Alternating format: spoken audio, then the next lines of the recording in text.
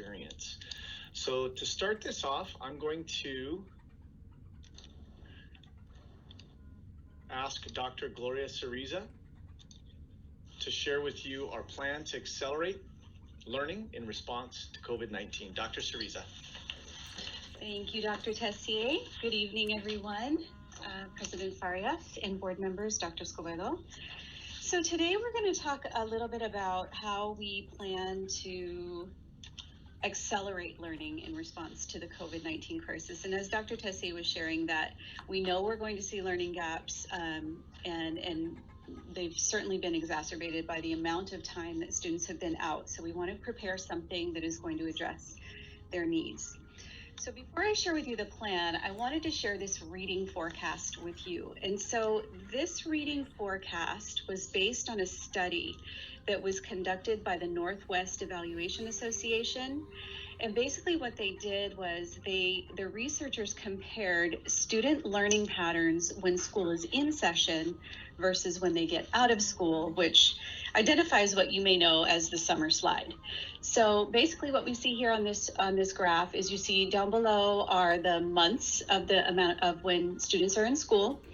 Along the left side here are the grade levels, and these lines show their growth. So let's take a look at third grade, and this is reading. So in third grade, a typical growth pattern for a third grader flows along this pattern, going all the way here until a typical last day of school. And then once those third graders leave school, we see this little summer slide here, the solid pink line. When we consider what the impact will be in response to the COVID crisis, you'll see same grade, third grade, you see average student growth, but the growth stops here in mid-March, which is about the time when the school closure happened. So when you apply the same rate of loss of learning as we do with the summer slide, you see this little dotted line that we're calling the COVID slide. So we can see here that in each of these grade levels where we have typical growth, the COVID slide that our students are going to be experiencing is much more significant than what would normally be experienced over a shorter period of time in a summer slide. So here you see the COVID slide declines. In math, we see even greater loss of learning. So here again, for a third grader, typical average growth for a third grader would go all the way up until the end of the school year, which is here. And then the summer slide would be that amount of growth. But with the COVID slide, you can see that a typical third grader up until mid-March, after leaving school, the slide is much more significant. So here we can point out fifth grade, which we know in math is a very challenging grade level for our fifth graders in math. You can see that the COVID slide for a fifth grader is deep. And again, these are just identifying some of the gaps that we know our students are going to be experiencing once they come back to school. So we're preparing for a summer intensive learning program. This is a 2-week half-day session between the weeks, or between August 10th and August 10th through the 21st. Basically, the program overview consists of daily small group instruction that's one-on-one reading foundational skills and intensive math instruction. Now, definitely we want to emphasize the social emotional learning aspect of bringing the kids back in these small groups. Eligibility for the program will be based on assessment data in math and reading. So wherever the students left off in March, whatever the assessment data that teachers may have, such as Lexile levels through iReady, chapter tests in math, individual reading assessments, Achieve 3000, we'll use that data to determine which students are in most need of an accelerated level of support. And then also our teachers and administrators can add to that for recommendations for kids that would be eligible. So we're looking at one teacher per grade level, kinder through fifth grade, and that would be last year's kindergartners through last year's fifth graders. possibly serving up to 48 to 60 students per school, and then in total serving up to 2,460 students across all 41 of our school sites. So here we can take a look at the overall program structure in a more detailed way. So the structure, as I shared, would be on-site. It would be emphasizing one-on-one and small group literacy and math instruction. For staffing, we would have one teacher per 8 to 10 students. So we wouldn't want to have any more than 8 students in this group. We would pay our teachers 23 hours for the week, which would include 20 hours of instruction and 3 hours of planning at the summer school rate of pay. Again, our students would consist of last year's kindergartners through 5th graders. So those kinders that were in classrooms last year, they would be working with a kindergarten teacher, most likely from the school site. So there should be some familiarity with the children there. So those relationships are maintained. 8 to 10 students per grade level, selected based on achievement data and teacher and admin recommendation. For assessment and accountability, we will be identifying what the qualifying criteria was. And this is important because if we've identified Lexile levels of students that are struggling, the teacher that's teaching in the summer school program will need to know what the level that student is at when they come into the program. We'll also track student attendance. Teachers will set goals for student progress and will monitor their progress throughout the 2-week period and share a report with parents. Some of the materials that we want to focus on, because this is intensive learning, we want to really work on building those early foundational reading skills. So maximizing the use of our SIPS curriculum, the intervention curriculum that is found in our benchmark and Adelante reading program, Go Math assessments and materials, as well as iReady, which can be differentiated to meet the needs of the students. And then scheduling, again, it's a 2-week period between August 10th through the 21st, 4 hours of instruction, 5 days a week. So here's where we are in terms of a projected timeline in launching this summer school program. So what we see here are that on June 9th and yesterday on June 16th, we've worked with consultation with our leadership from our principals and associate principals, as well as CVE. And it's good that we've consulted with them, because each time we meet and share this plan, we get great ideas and great input that helps us to shape the program based on their input. So between now and June 19th, we're going to be working on refining the learning plan. So getting some more input, just kind of polishing up some of the edges and getting the plan ready to be put in place. Then starting the week of June 22nd through June 26th, we want to push out information to inform our teachers and our leaders about what the program will consist of, what it will entail, and get their interest in participating. Between the week of June 29th through July 24th, it's not a week, it's actually 4 weeks, that's when we will be collecting the names of students who qualify and will be participating in the program. So we know that several people are on vacation, and so we wanted to extend this time as long as we possibly could so that we could be sure to get the right students in the program. So by July 31st, we'll want to know who those teachers are that will be providing summer school support, because on August 3rd, we will really want to work with our teachers to provide professional development and support in preparation for their time in the summer intensive program. Part of the professional development that our teachers will receive is how to follow the guidelines that have been pushed out by the California Public Health Department. So it will be really important that we spend some time with them, getting them used to how they'll utilize the personal protective equipment, the social distancing, all of those things that are going to be important once we return to school.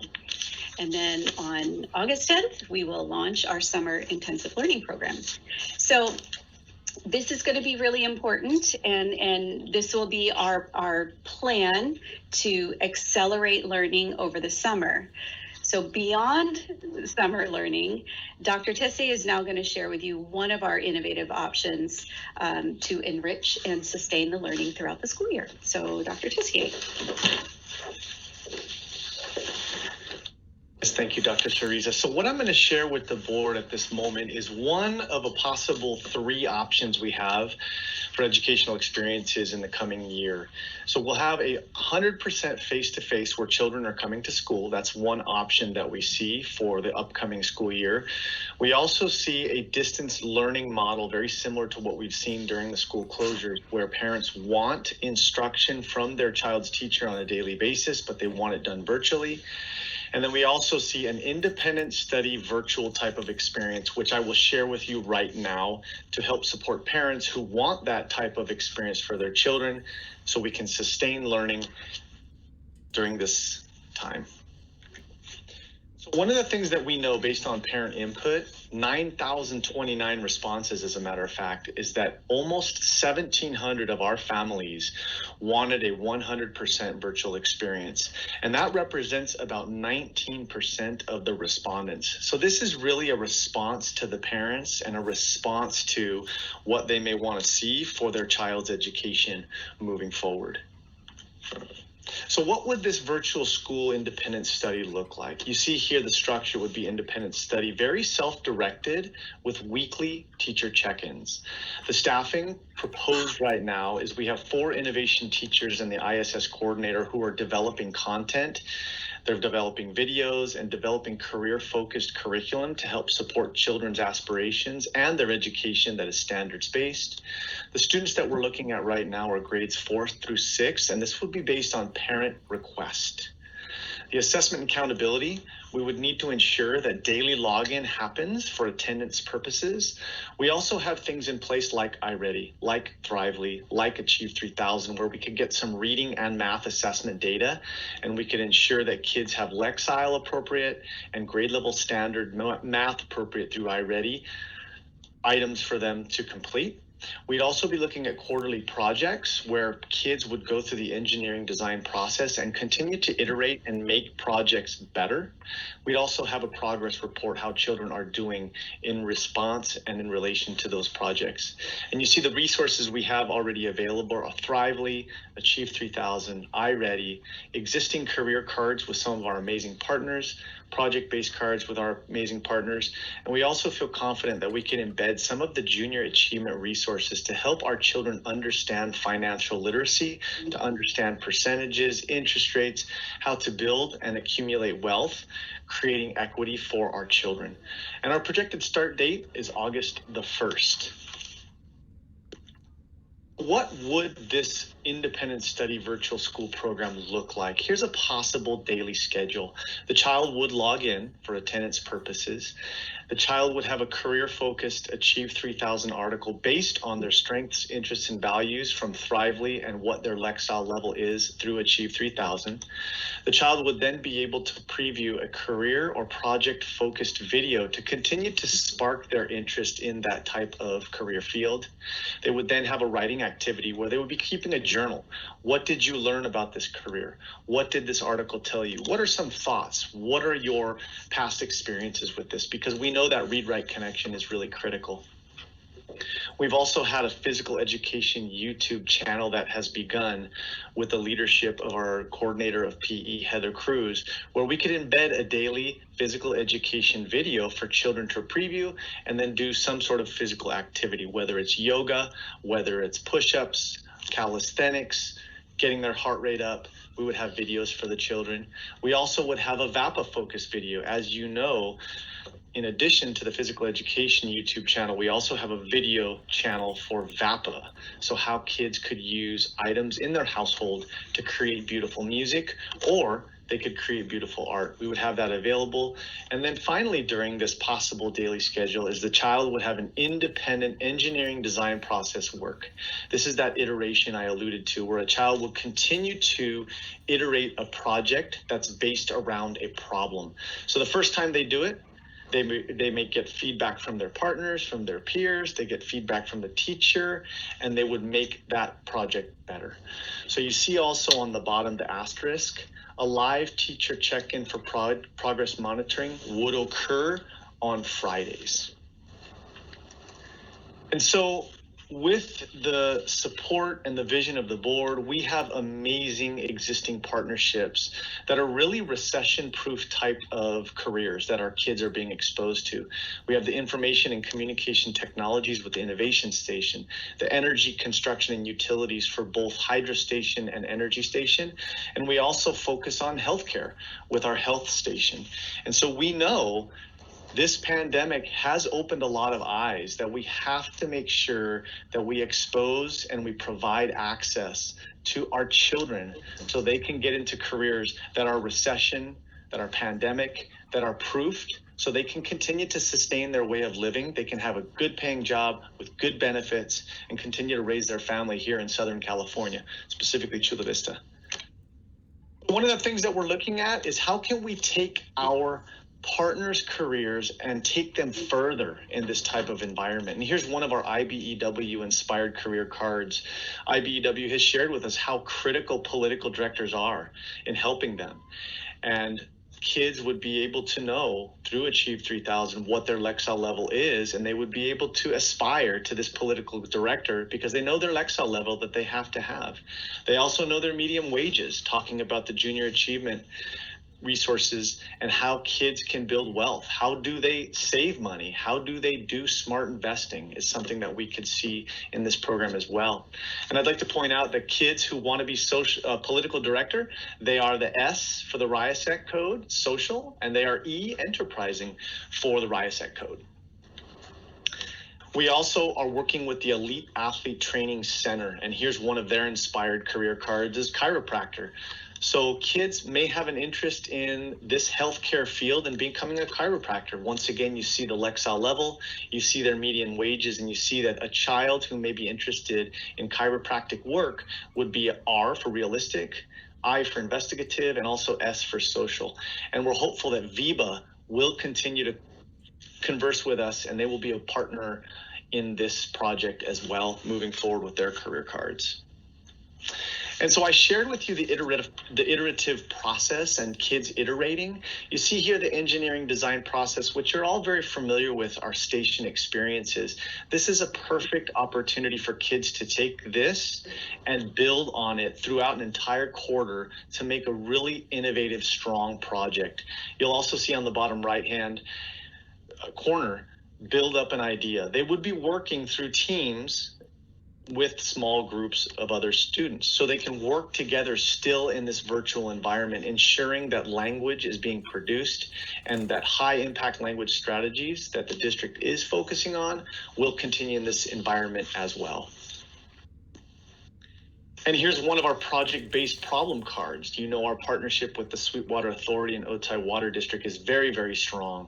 So children would be getting cards that are full of problems. So one of the issues that Sweetwater Authority and Otay Water District has shared with us is transporting water safely from one spot to another to get to the tap to service our children and our families is a challenge. And so they give these problems to us. We create these problem cards, we give them to children, and we're going to allow them to iterate to make an engineering process where they can solve this problem. And we also believe that the kids can present these types of problems and their solutions to the boards of our partners. And so hopefully this gave you a little bit of an idea on our best thinking at the moment and how we're being really responsive to COVID-19. Number one, not only ensuring that we can plug gaps that children may have as they come back to school, but also one of the educational opportunities, one of three, that we are being responsive to our community based on the parent survey. And Dr. Cerise and I would be happy to answer any questions or comments that you may have at this moment. Thank you, Dr. Tecia and Dr. Sirisa. Board members, do you have questions or comments? I have a question. Go ahead. Okay. Trustee Bunker. Dr. Tecia, I'm not clear about, you said there's three options. One, they go to school on site. One is to continue the distance learning like we've been doing. And one is the independent study. That is correct. So one would be, as the board knows, we'd like to open our schools up on August 31st. So for families who feel comfortable, children can come back 100% face-to-face instruction. That's the first option. The other option we have is children having a distance learning type of experience where they still want the teacher interaction on a daily basis, similar to what we have right now. That would be option number 2.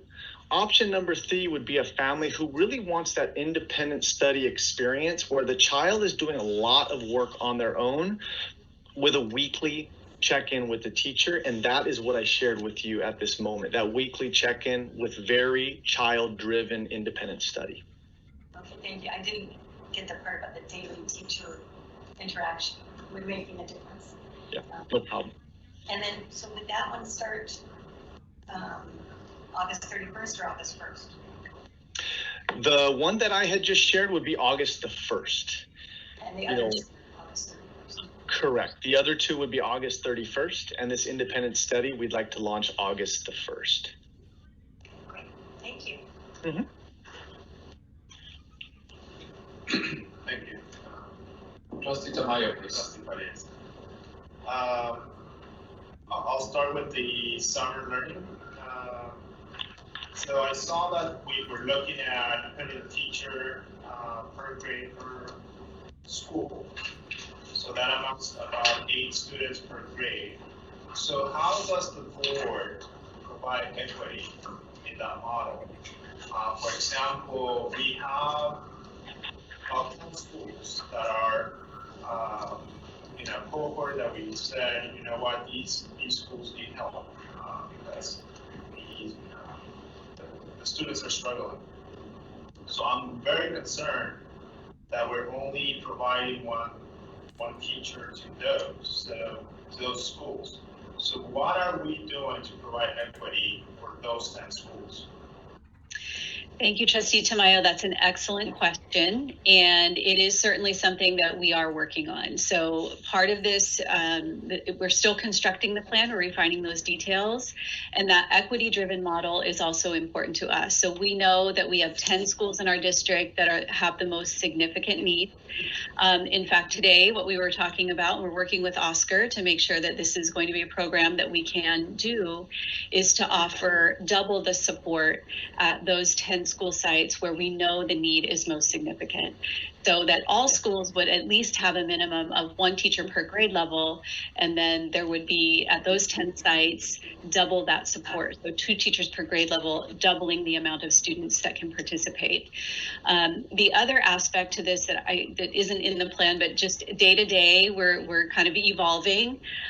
We've also been working closely with the YMCA to provide childcare support for the second part of the day at those 10 school sites. So we know that one of the important factors is not only that we're seeing a loss of learning for our students, but also that parents need to get their kids back to work or back to school so they can get back to work. So we do want to be able to, as best we can, provide a full day experience for those school sites who will be needing it most. And so in partnership with the YMCA, it's something we're discussing right now.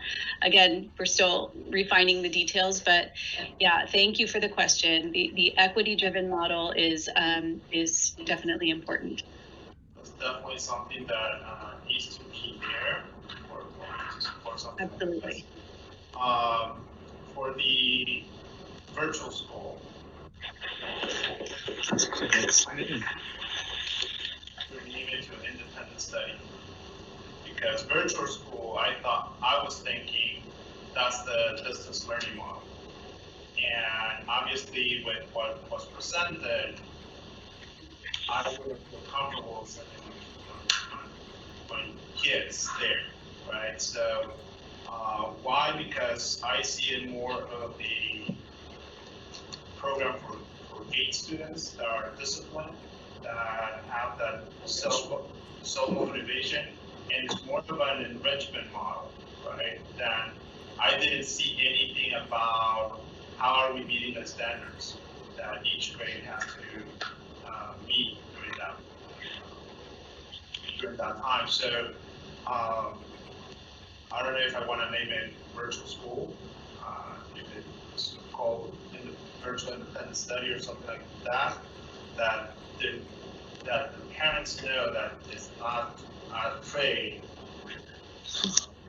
model for distance learning or virtual school. And I appreciate that feedback, Trustee Tamayo. I think what I'm also hearing is, the communication and how we really brand this and how we communicate to our community is going to be absolutely critical, and I couldn't agree more. So, Trustee Humphrey? My question goes back to the summer program.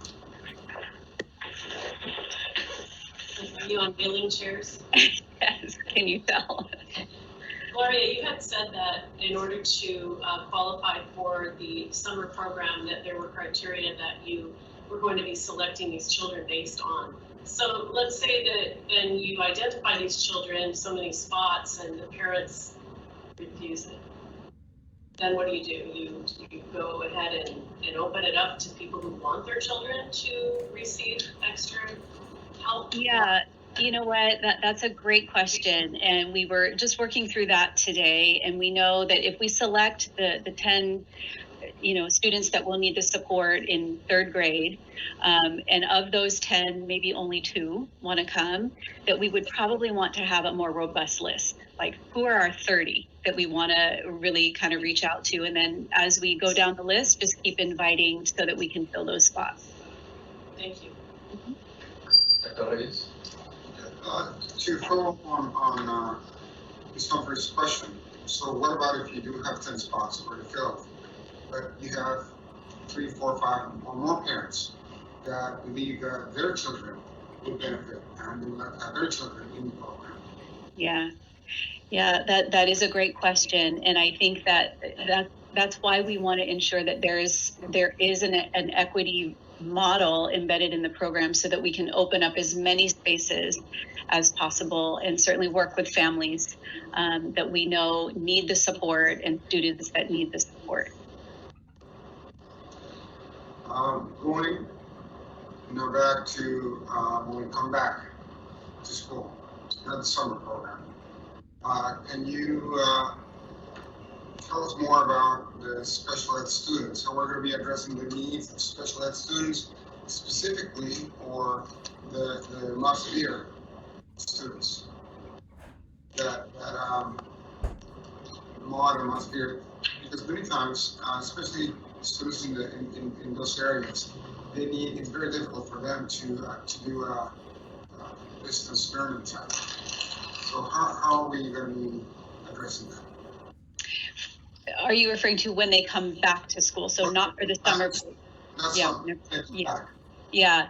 So we're working on ensuring that we have a solid plan in place to follow all the safety guidelines and bring them back into a safe environment where we will also be able to meet their needs.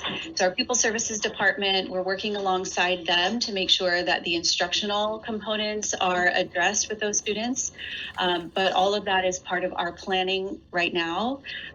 We'd be happy to share that plan with you once that's all in place. Yes, please. Yes. Will all teachers be coming back? So when we come back to school, will they be coming back to the site, or how's that going to look from a teacher perspective? So the plan is that all teachers will be coming back to their sites on, what day is it? August 27th? Yeah. So that's the plan, is that our teachers will come back and engage, and they'll have some professional development within their first 3 days back, and then have the kids start with them on that Monday. But up to it's up to 8 to 10 students, or? For when students come back completely, what we're working on right now is we got the guidelines from the California Public Health Department, and we're making sure that we will be able to implement the social distancing in those classrooms. We're working on how we can ensure that all those students will be able to be back in classrooms with the safety measures in place. So, We're also, right. I was going to say, we're also looking at other ways that we can offer instruction. So we want to maximize our space. So whether that's in the classroom or outside, we're looking at possible structures that we can put up outside, some tents possibly that we can put up outside where some of that learning can occur outside to ensure that that spacing is there. Yeah, and so that's my wondering.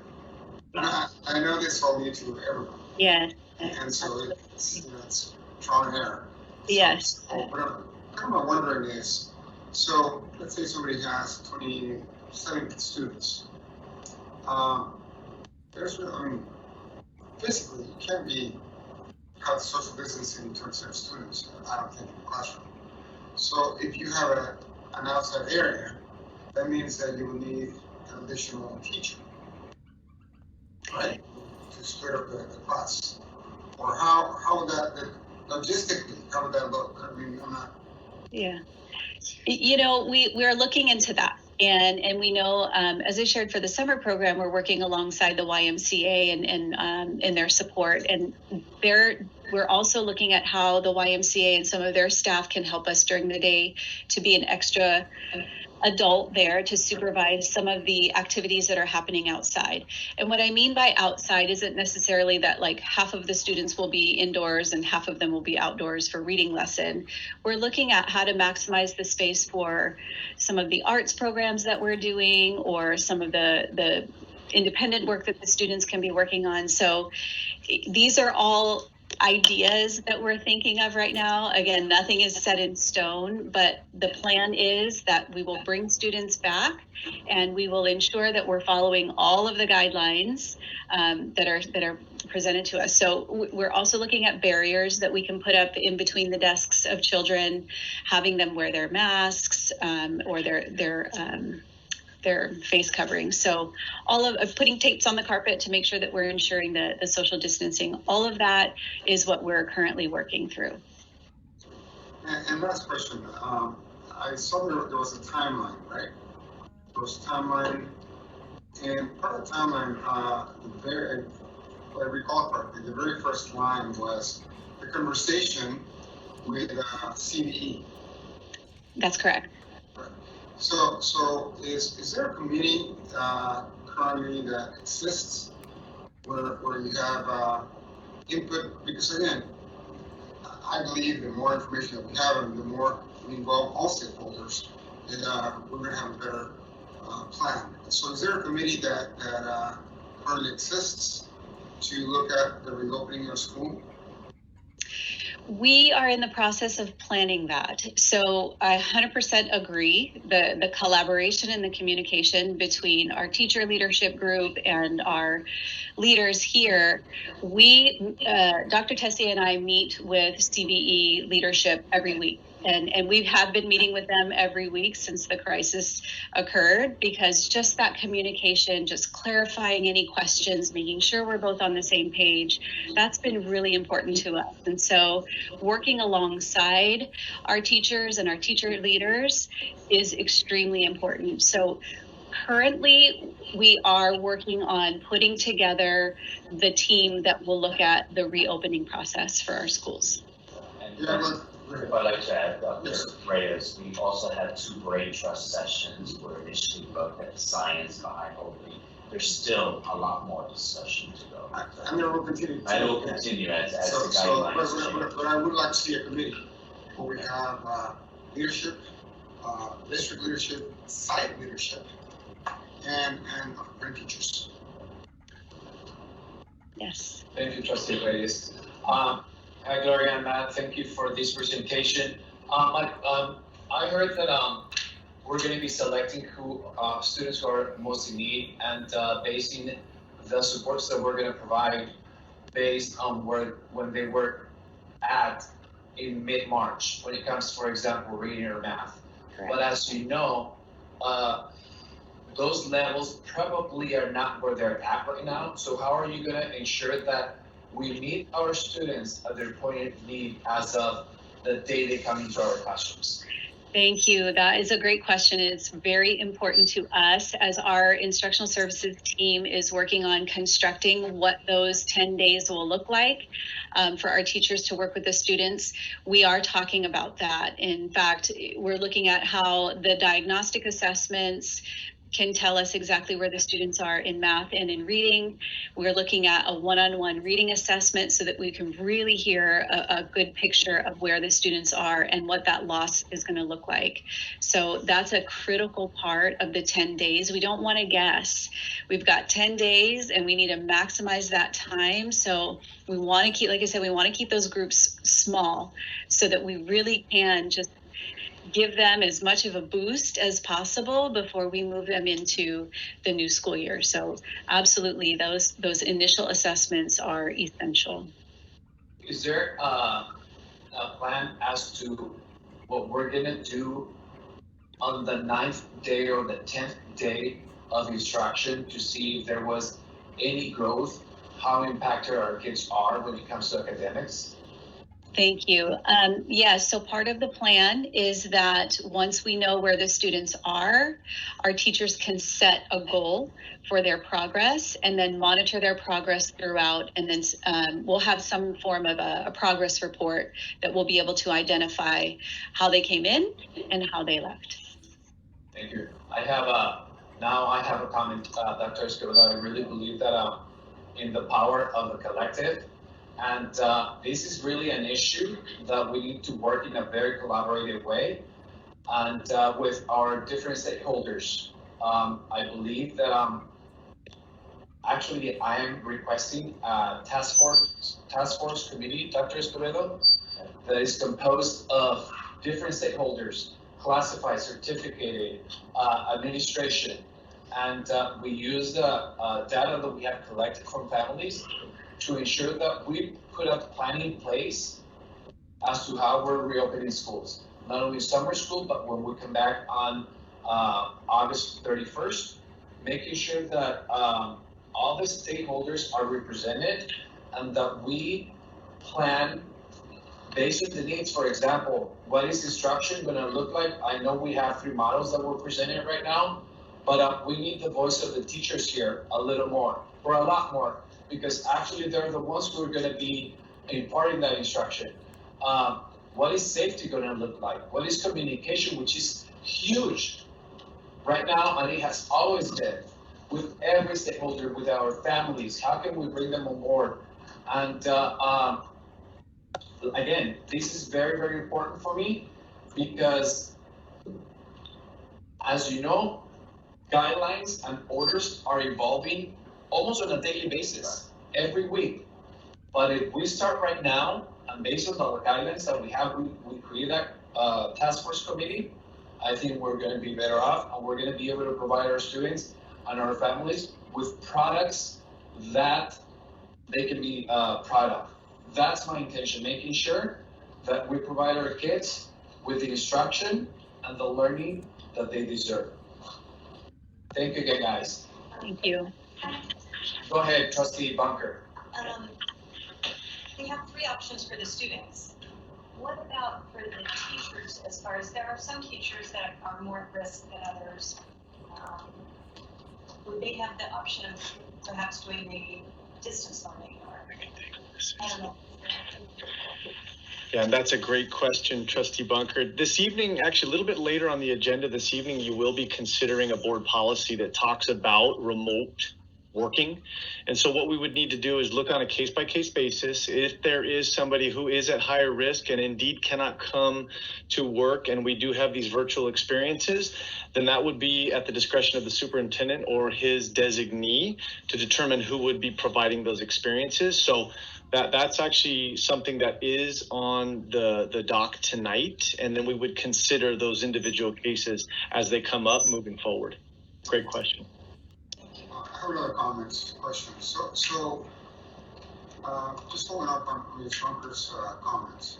You know, one of the reasons why I wanted the committee to start is because there are certain teachers, I mean all teachers, but in certain areas, like dual immersion, arts, certain teachers or certain programs, where teachers are going to be exposed to double the amount or more, double the amount of students as other teachers. And so we need to find a way, for example, a dual language immersion teacher that teaches, that does not do the English-Spanish, only the Spanish, or the one language. And that means that that teacher would be exposed to two sets of students. Same thing with an arts teacher. So we need to come up with ways to mitigate that for the safety of teachers. And so, again, the teacher voice is very important. And so let's think about those things, the teacher safety components when we're coming up with a plan for coming back. Okay. Dr. Reyes, I just want to make sure I understood correctly. So that's part of what the board would like to see as part of this task force? Yes. Okay. Okay. Thank you. I really think that we have the knowledge for all of us to create something that is going to be beneficial and deserving of our students and community. Thank you. Do we have any public comments regarding this item? No public comments. We're going to move forward to 3C.